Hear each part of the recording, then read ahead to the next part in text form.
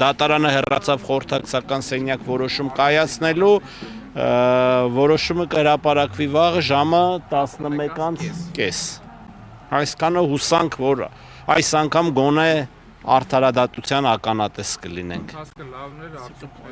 Ընթացքը բավականին լավն էր, դատավորը բավականին պրոֆեսիոնալ կերպով վարեց դատական նիստը, մեծ հույսեր ենք կապում, հուսանք, որ այս դատավորին այսպես ասած չեն բզբզի եւ կթողեն դատավորը իրոք իրականացնի արդարադատություն։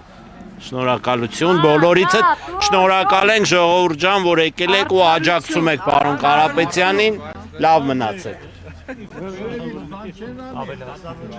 Դե չգիտենք։ Դե որ արին մեզ գործը կայնել լավ։ Ավելացնելու ոչինչ չունենք։ Ապրեք։